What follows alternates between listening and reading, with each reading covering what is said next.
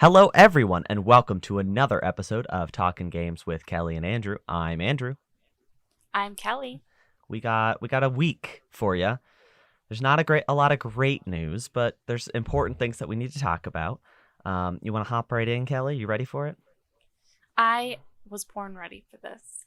So some big news came in the Activision Blizzard saga. This is something, we talked briefly about it last week outside of the context of discussion. There's so much to talk about, but this biggest news that happened is that the Blizzard president, J Allen Brack, has stepped down as the president of Blizzard.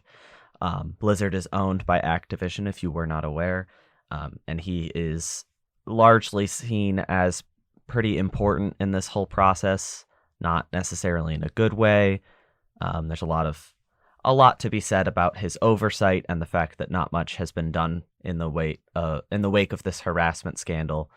I am not happy because the wording of this was that he's going on to pursue new opportunities. That's a direct quote, which I don't know. What are your thoughts, Kellie?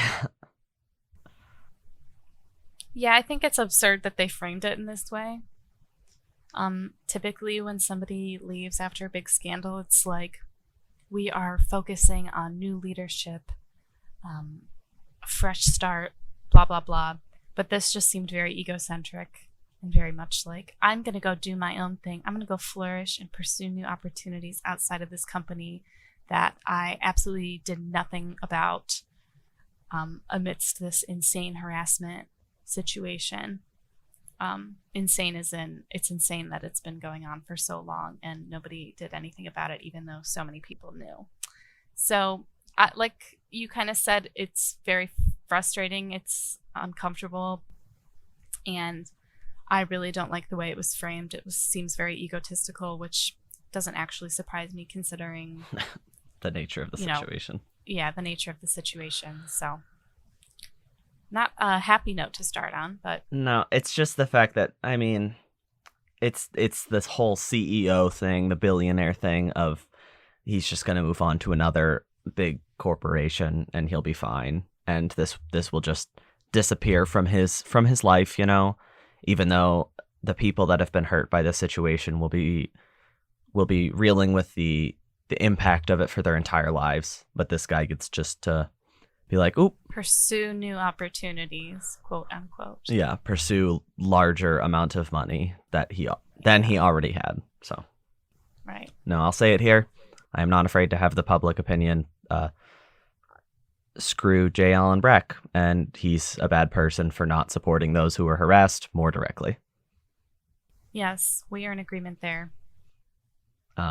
But again, there's so many layers of complexity.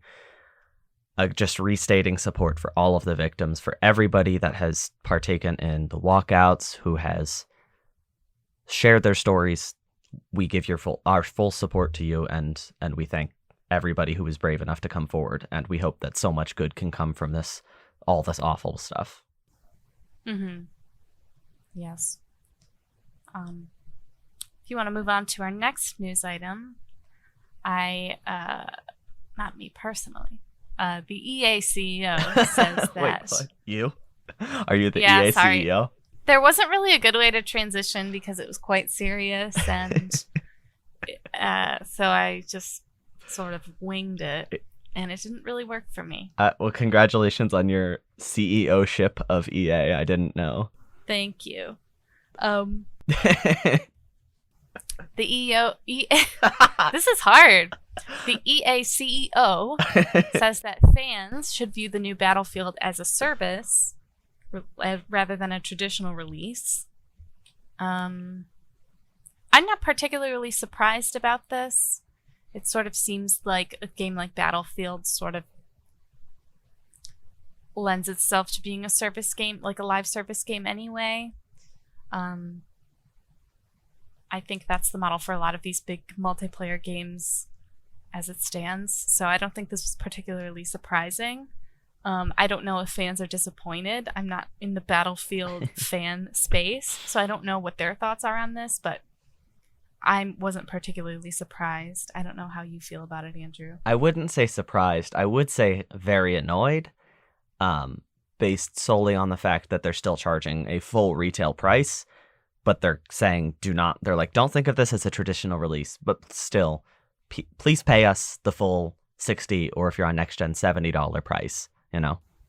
Yeah. It's like, if you're going to charge for like season passes and stuff, which is, you know, what this feels like it's setting up for, it's getting people mentally ready for the fact that they're going to have to pay $10, $15, $20 every like 4 months, which is not the biggest deal in the world, except that that's in addition to the base price. And right. I'm fine with games as a service to some extent, but I think if your game is a service, it should be free from the get-go, and you pay for all of the additions that you desire, or at least a very small entrance fee, you know? Yeah. It is kind of absurd to charge that high of a price and then be like, but you still have to buy more. A lot more, probably. Yeah, but I guess that's sort of the way of EA. Yeah, your company is really gross, Miss CEO. Yeah, sorry. I'm actually resigning right now as we speak. Oh, good. I'm Yeah. looking forward to what you do next.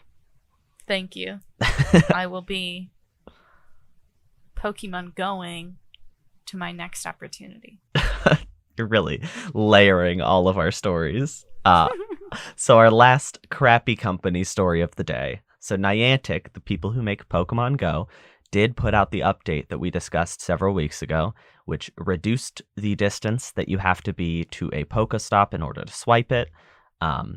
This is basically just an addition that they made during COVID to reduce the risk of playing this game in public, and they decided that it was an acceptable time to roll back those additions, and people are furious, naturally, partially because this seems like the worst time to do this, because if you look at the current numbers of people getting COVID-19, especially in the United States, it's absurd, and things are not better. They are just getting worse at the moment.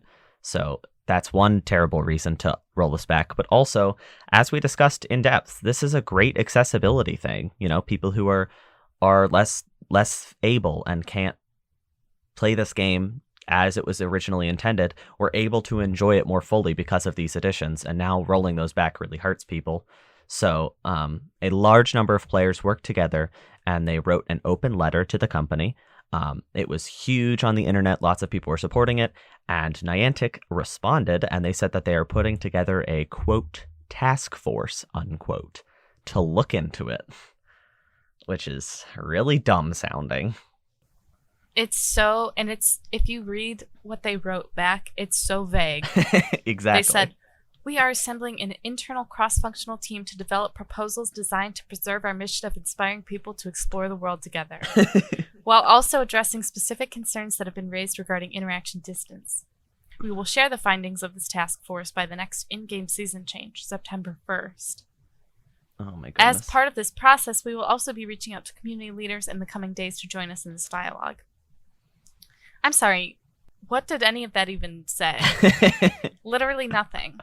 That first sentence alone was so much corporate mumbo-jumbo jargon. It's like, how can anyone take this seriously and be like, oh yeah, they really are, they really have our best interests in mind? They don't. I mean, they're proving that. They're just, basically the response sounded like, all right, we'll think about it. It's like, what kind of response is that? That's not even a response. Like, you better think about it, but also like act on it. Do something. Make this make your game a better game. Right. And what kind of task force is a task force that doesn't really do any tasks? What is a task force to begin with? Right. It's like this language means nothing. You're just saying words that have impact, so people will buy your Garbaggio, and it's just, I don't know. It's so silly. I just like the word task force. It's so goofy. It's like so apparent that they are not planning on doing anything, because they're like, we're putting together a task force to read your letter. And it's like, I read the letter. I'm one person and I was able to read the letter. Why do you need a whole task force? Right. And they're also like, we'll have findings by September 1. It's August 10th. So whatever findings that you're going to find, you better find them quick, because you have less than a month. And also, basically, the players are just like, put it back how it was, please. If you actually cared and we're going to listen, there's probably a toggle. It's not like you have to put in a lot of programming work. You already made it that way, you know? Yeah. Ugh.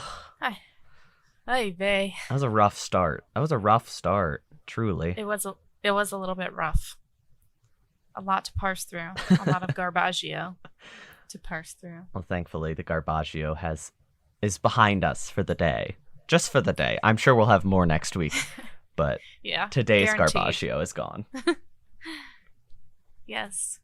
So, leaving that note of garbaggio, Nintendo is spending $900 million to buy back some of their share, or to buy back their shares, not some of their shares. It's just some. Some. Oh, okay. It was a little bit. The story is a little bit confusing. It's a lot of numbers being thrown at me. We know how you feel about those. Right. I'm a writer girl. I'm not a maths girl. But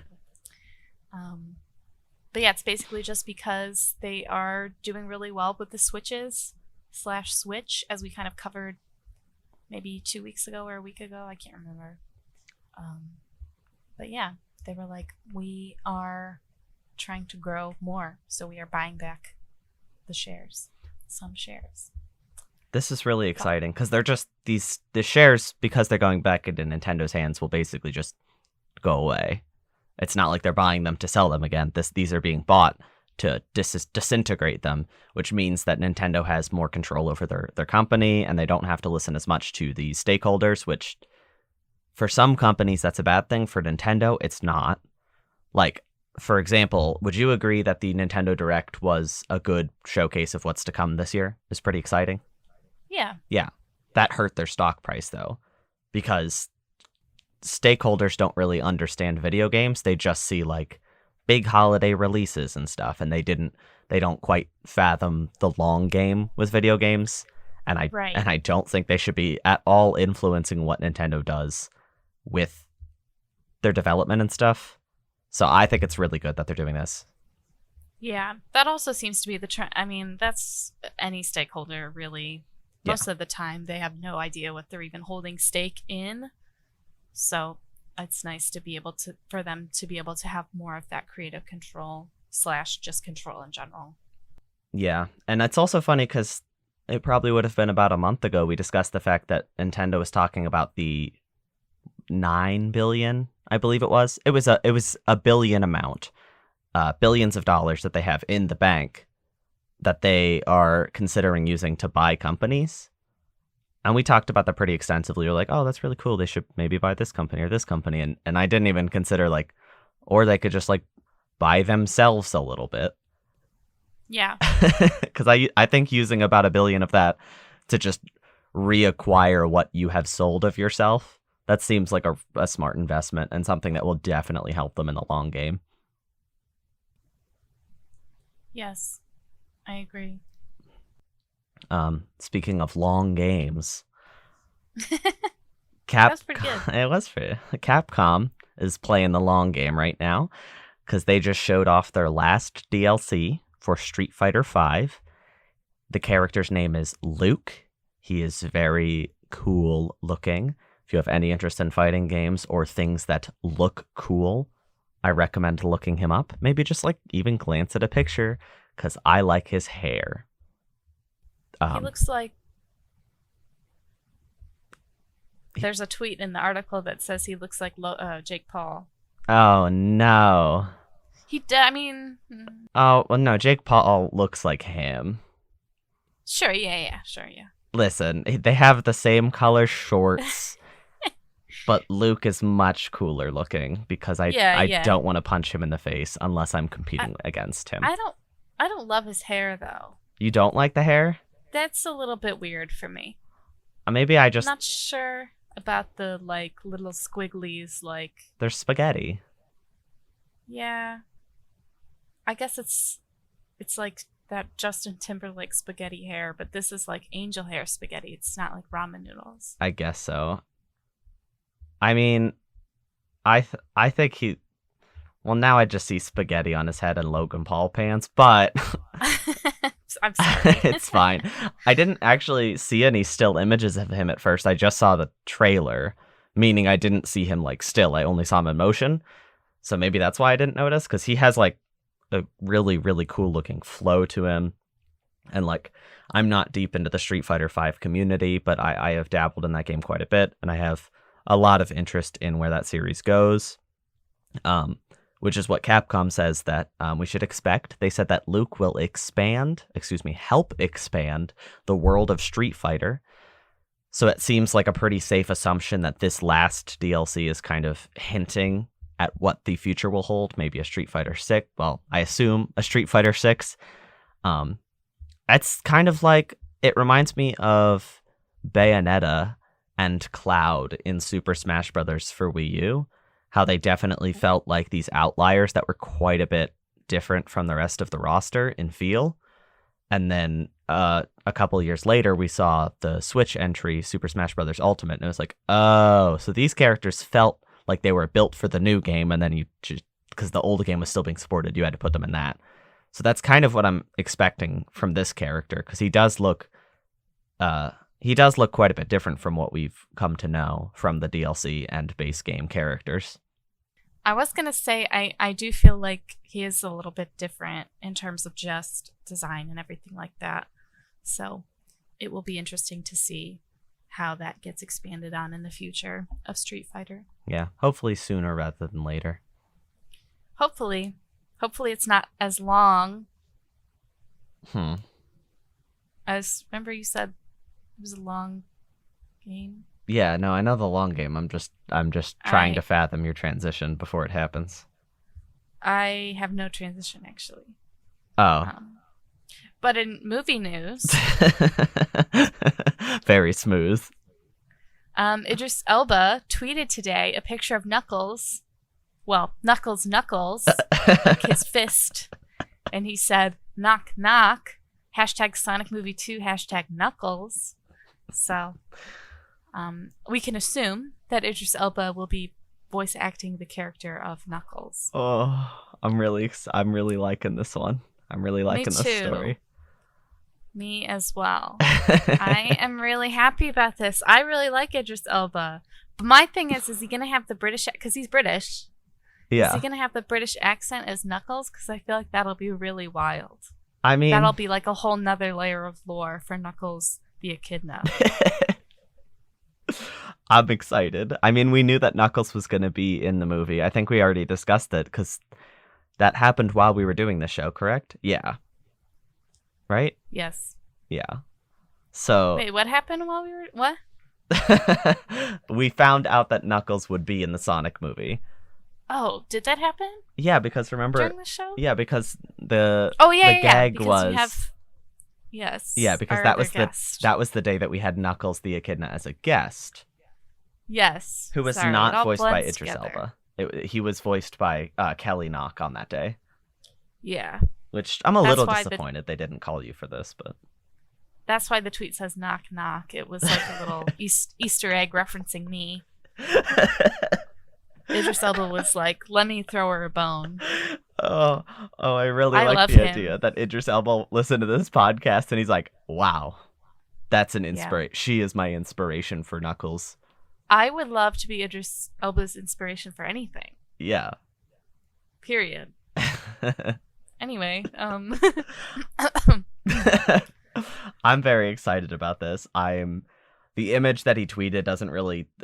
It doesn't do anything as far as like revealing movie details because we knew Knuckles was going to be in it, and it's just his fist that looks identical to every other Knuckles design we've ever seen. I'm excited to see the full design reveal eventually.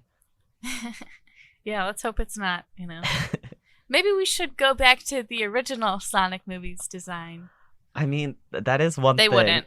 That would be silly. I wish that... Because we've all, how many times this has been said that, like, when they released Sonic on Blu-ray, they should have included the original cut as, like, a bonus feature. And I would have loved that. But also, one of the large reasons I wanted that was so that I could see what Tails was going to look like. Because, Right. like, we knew what Sonic was going to look like, but Tails was probably in the movie from the start. What was Tails going to look like? What Ugh. would Knuckles have looked like in that style? Ugh.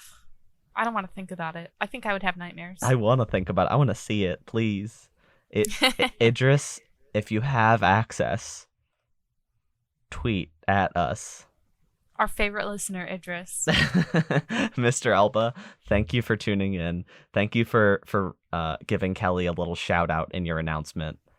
Yeah. Thank you for being you. Yeah, especially because like people don't know that our fan base has not shared that with people outside our fan base. So like people don't know that Kelly was in talks to be Knuckles. It's true. Yeah, I mean, no, I wouldn't reveal that secret contract detail. Oh yeah, you're right. Redact that. Yeah, edit. I edited that out. Right, Kelly. Idris is great, right, Kelly? Because we just came back from the edit. Yes. I mean, there was no edit. No edit. No, this is all live. Wait, we're live right now? No edits done. Oh, I didn't know we were live. Now I'm nervous. Oh, sorry. Do you know who else is gonna be live? Do you know? Who? Xbox. Oh. Xbox announced that they are going to have a showcase on August 24th to coincide with Gamescom. This is going to take place at 10 a.m. Pacific Standard or 1 p.m. Eastern. No talk on how long it's going to be, but I think it would be safe to assume it will probably fall between the 30 and 60 minute mark, as most of their events do. They're going to discuss some games that they've already announced, show them off more, as well as some third-party partners, and, of course, some Game Pass news. From the sounds of it, it doesn't sound like anything new will be shown, which isn't necessarily a problem, because for me personally, just hearing that Game Pass news can really carry a showcase if it's things we didn't know about before.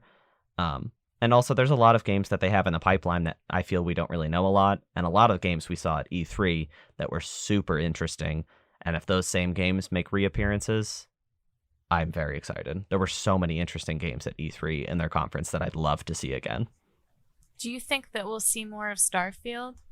No. Okay. I would... Well, no. No. Unless... Wow. We do. Are you okay? Yeah. That was particularly... I'm just feeling I'm full of mirth. I guess that's a word you could use. It was quite intense. I would like to see it. It's possible. I feel like in all likelihood, we're probably going to see a large-scale reveal at E3 of 2022. Kind of like what they did with Fallout 4. The difference is that we know this a year before that happened. So like there's a decent possibility we'll see some other small trailers before then, which I would like. And I'm with you. I would like to see that at this showcase. That'd be a great spot for it. You know what I really want to see more of? Do you remember the game that we saw? It was like that vampire-y beat 'em up. What was it? What was it called? Wasn't it? Yes, was it like I have the found the pixelated title. one? It was called. Go ahead. It's like. No. Did it start with a W? Starts with an R. Okay. Was it? I don't remember, but it ends with like it's like an ED word. Yeah, you got it. Yep. Oh. Returned? No. No.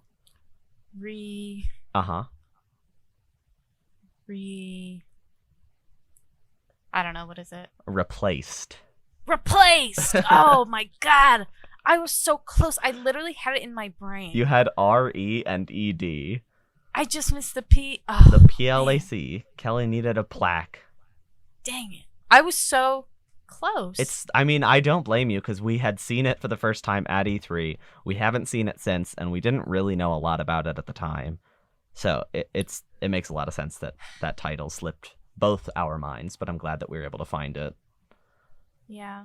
My brain just doesn't work sometimes. Yeah, I really It's also okay. hope we see some Somerville, which was the Limbo and Inside co-creators game. So there's a lot that could come out of this. Dragon Age. Dragon Age? No, I think if we were gonna see Dragon Age, it would actually be at Gamescom. At the Xbox conference or is EA doing a conference? Well, my thinking is because Dragon Age never pops up during E3. It always pops up either during Gamescom or during the Game Awards. So maybe even the Game Awards, but those aren't until like October, right? Maybe November. December. Yeah, they're always like December 7th or so. Which I know because I have to count every day how many days it's been since Bayonetta 3. Oh. And that was announced. Your toil? Yeah. My eternal toil. I mean, it could be because the first on the 25th of August, which I just realized at the time of this episode releasing is 3 weeks away. Oh my goodness. It's it's the opening night live showcase, which is a 2-hour showcase made by none other than Mr. Keighley. Oh, Jeff. Jeff. Seeing that Jeff is hosting a conference makes me like, oh, he has some good games usually. Seeing that Jeff's name shortly followed by 2-hour live showcase makes me go, Jeff. I can't wait to see his blazer and sneakers combo. Blazer, t-shirt, sneakers combo. I can't wait to see his Jeff. putting me to sleep combo. Oop.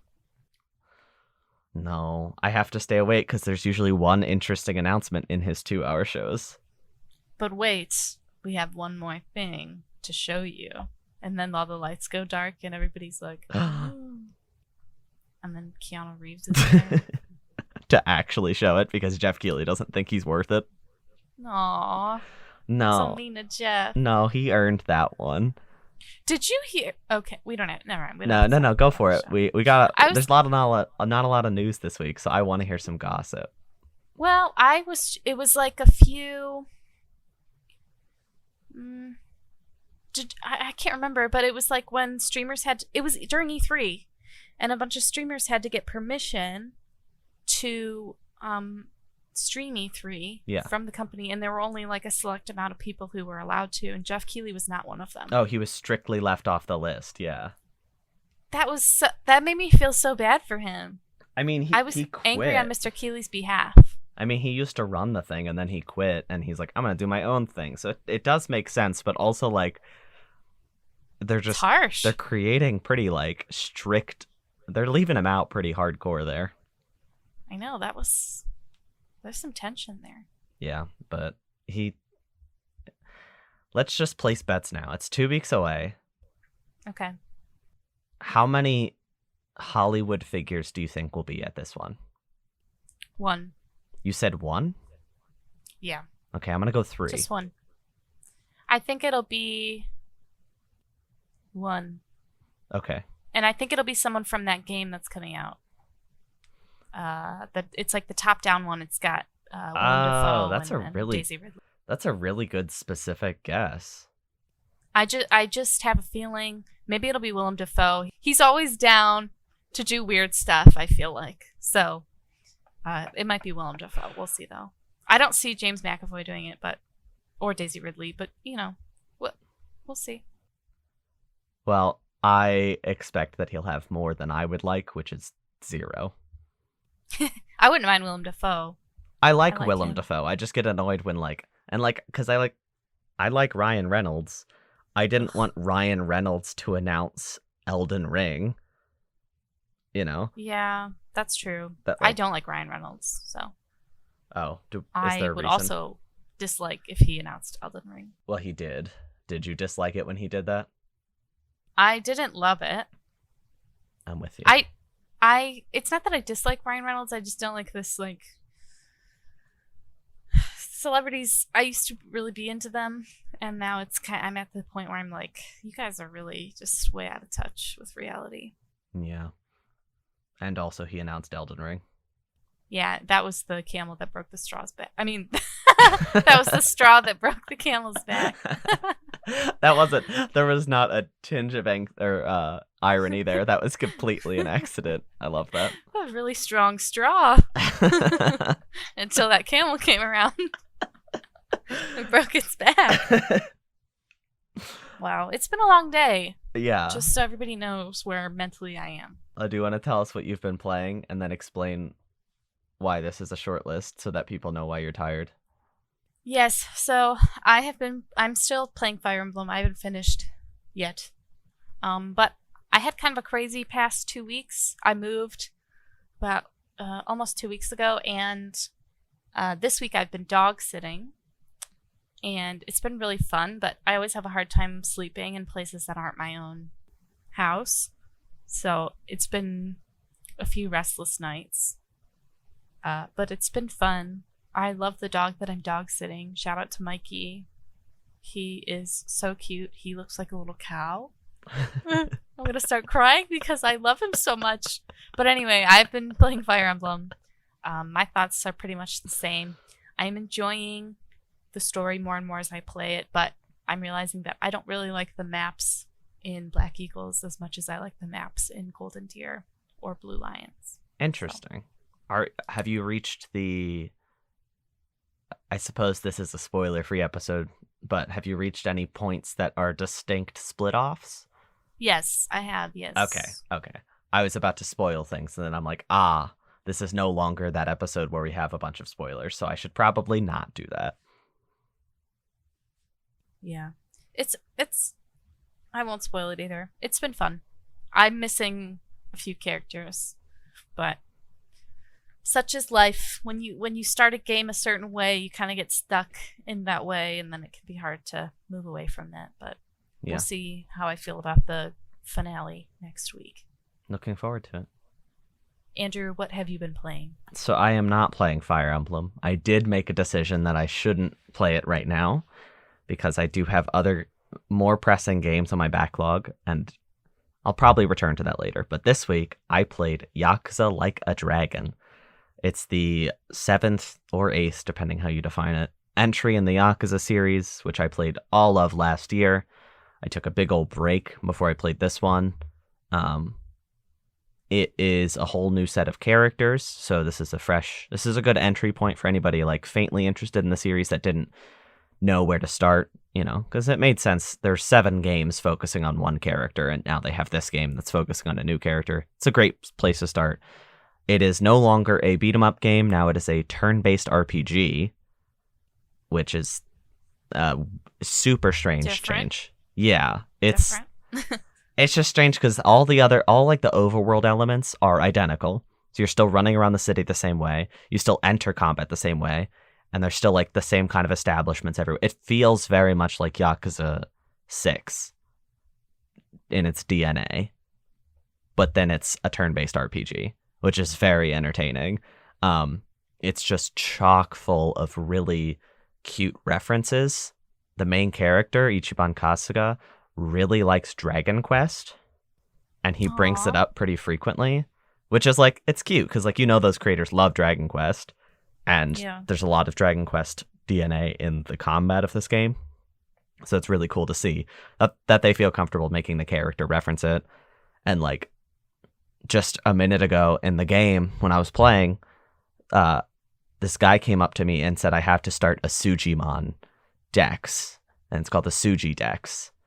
And he brought out 3 guys to train me, and it was red, blue, and green. And he said, okay, which one do you want? And I'm like, I want red. And he's like, red Sujimon, I choose you. And I was like, oh, you were not trying to hide this reference. And there's just been a lot of little cute RPG references left and right. I'm really enjoying it. I'm not going to go too deep into it because I'm 8 hours in, and I'm probably about a third of the way, if not a little less, through the game. It is a slow starter for sure. I am, like I said, 8 hours in, and just a little bit ago, I finally got access to like a lot of the base mechanics. Like, it was difficult. I wasn't allowed to put equipment onto my party until very recently. And there were basically no side quests until very recently. And then when you hit about chapter 5 of 15, it truly like blossoms and lets you do whatever.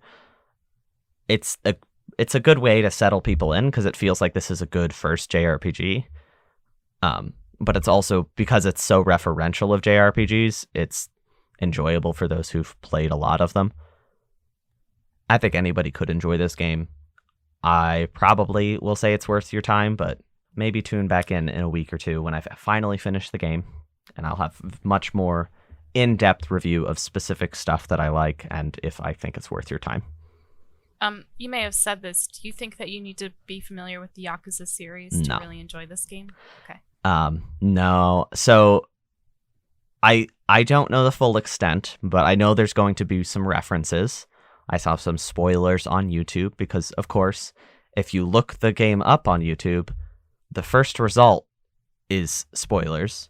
Ugh, I hate that. Well, it's the same thing with like Persona and Fire Emblem that we've discussed before. It came out in Japan way before. So the only people looking it up were people looking for that stuff. Meaning, if you looked it up just trying to find a trailer before any official American version of anything had come out, all you saw was clips of those spoilery things. But it could be a very good entry point. Thus far, it's a very different game because the original series very much focused on Kiryu, who is a very stoic big boy. And this focuses on, like I said, Kasuga Ichiban, who is a big dork who has big fluffy hair because he tries to get a perm in 2019, because I won't go into the reasons, but he is not a part of society for 19 years, and then he comes out and tries to get a perm in 2019, and they mess it up because they didn't know how to do it because it's 2019, and then he has big poofy hair for the rest of the game. And he's very cute. He's very charming. He's a lot more lively than Kiryu ever was, so it feels like, whereas the original games were much more focused on crazy story happening around this stoic figure, now it feels like this main character is seeking out story and trying to help people more so than Kiryu did. Even though I do love Kiryu, don't get me wrong. This is a very different character, though. Yeah, even just design, they're so different. Big poofy hair. No, but if you haven't played before and you are like, well, I don't want to play 7 other games, I just want to get in, this is actually perfect, because before, if you jumped in on a random numbered Yakuza, you would have been confused inevitably. You would have had to watch like several hours of YouTube recaps to even understand who everybody was. But this is a very good fresh start, and there's a couple little references so far, but thus far no actual plot beats have relied upon a knowledge of the original series at all.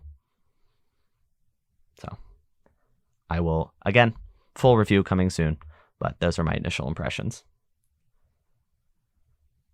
So, Kelly, stick it in the books. It's in the books, folks. Another episode in the books. We're on episode 12 now. Wow. Which means we're getting close to our giant, gargantuan episode 13 anniversary special. Because everybody bet against us. They said, Kellie, Andrew, episode 13's impossible. You're not going to make it there. That's what everybody said, remember? They did say that, yeah. And now we're there, basically. Basically, and nobody can stop us. No. Well, Idris Elba could if he wanted to, because now he has access to not just his own power, but the power of Knuckles. Yeah, well, yeah, that's true. But he wouldn't do that. He's too fond of us. No, he is such a big fan, and he did reference you in that tweet. I have no fear of Idris Elba. Me neither. Unless he, said that I should, I would believe him. I have no fear of him. I have the opposite of fear. Love. I also have adoration for him. I'm looking forward to seeing him in theaters next year, I think. Is that when the movie comes out? Probably. That's what we have computers for. To the movie. Sonic 2 movie. 2022.